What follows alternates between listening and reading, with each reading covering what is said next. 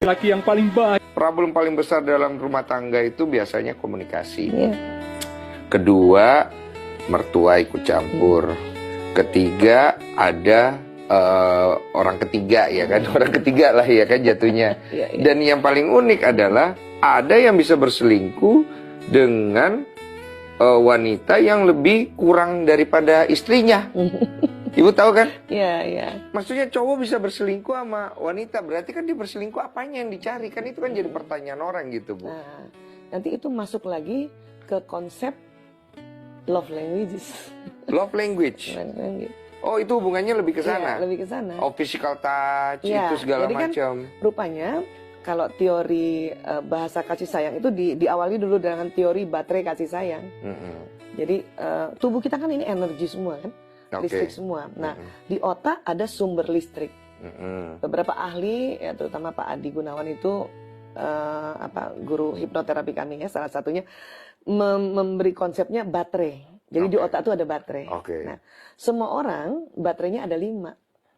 Ada 5, semua orang. Ada 5. Baterai ini, namanya baterai, harus di-charge setiap hari. Iya. Nah, di-charge-nya pakai apa? Bahasa kasih sayang, love languages. Nah, 5 ini di mana aja, ini di sini. Oh, di sini semua nih, Bu. Di sini. Yang membedakan orang satu dengan orang lain, urutannya yang beda baterainya. Oke. Ya, ada istri yang baterai pertamanya physical touch. Oh, oke. Ada biasanya punya suami nanti beda baterai pertamanya. Jadi urutannya ini yang beda-beda. Apa aja sih, Bu? Physical touch. Physical touch. Kemudian act of service, pelayanan. Act of service, pelayanan. Word of affirmation, kata-kata pujian, ya, atau kata-kata dukungan, ya. Kemudian quality time. Waktu yang berkualitas. Berikutnya? Jadi ada 5. Ada 5. Ya, semuanya 5-5-nya ada di otak. Oke. Cuman urutan baterainya beda-beda. Beda-beda. Ya. Dan gift, satu lagi gift. Gift? Hadiah. Oh, hadiah. Hadiah. Ya. Kita semua suka. Tapi ada yang suka banget gitu. Misalnya saya 5-5-nya suka. Tetapi rupanya berdasarkan watak saya, baterai pertama saya physical touch. Physical touch. Ya. Suami saya, baterai pertamanya bukan physical touch. Apa dia, Bu? Dia pelayanan. Oh, act of service. Act of service. Maka selama ini dia menyatakan cintanya dengan melayani saya. Misalnya betulin HP saya yang rusak, betulin rumah, rapiin rumah. Menurut harusnya kalau saya belajar dari misalnya sebelum nikah belajar ini, waktu saya lihat suami saya melayani, saya harus tahu bahwa itu tandanya dia cinta sama saya. Tapi karena baterai pertama sentuhan fisik, saya menganggap dia cinta kalau dia gandeng saya kah, peluk saya kah, gitu. Karena baterai saya itu. Jadi kita harus tahu nih, buat dia act of service itu adalah bentuk cinta. Bentuk bahasa cinta. Mungkin kalau buat kita physical touch nggak nyambung nih. Nggak nyambung kan? Kita ngerasa nggak disayang. Ya, suami saya sering banget dulu. Kan dia tahu lah istrinya umur 45 agak hipertensi. Karena genetik kan.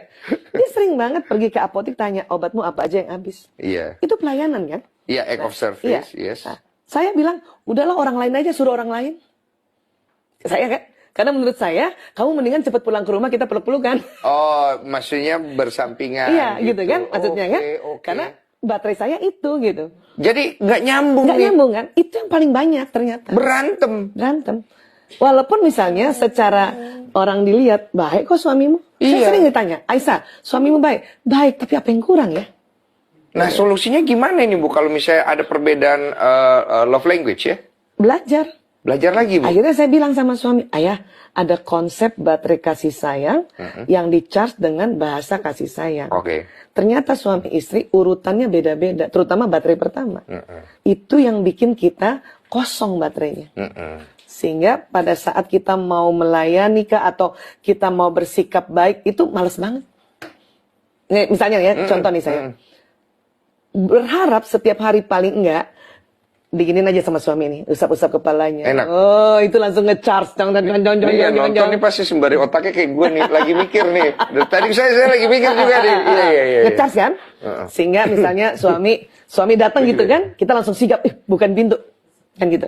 Nah, suatu ketika misalnya, karena suami juga menganggap, kan saya udah sayang sama dia. Karena saya betulin ininya lah, rumah saya udah kasih lah, setiap mau kemana-mana saya siapkan mobil. Itu kan pelayanan kan? Ya kan? Nah, menurut suami kan mengatakan saya sudah melayani, itu bahasa cinta saya, tapi dia nggak ngerti bahwa si istrinya baterainya ini yang pertama adalah sentuhan fisik gitu. Woi Olip, dia apa ya? Dia itu act of service. Iya betul. Pelayanan. Benar ya? Iya. Nah, Dia tuh melayani. Mas Densu quality time. Saya nggak suka melayani dia. Iya, nih, iya. Mas Jadi Densu, dia nggak bahagia dong Bu. makanya belajar harus ngerti bahwa kalau Ci Oli melayani itu cintanya di Mak Ci Oli. Kasihan istri saya Bu.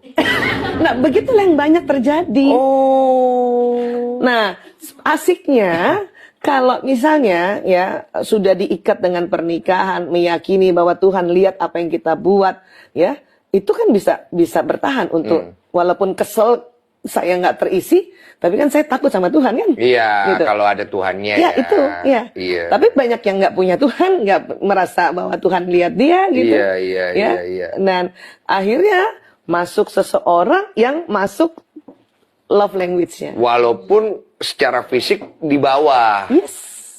Problem paling besar dalam rumah tangga itu biasanya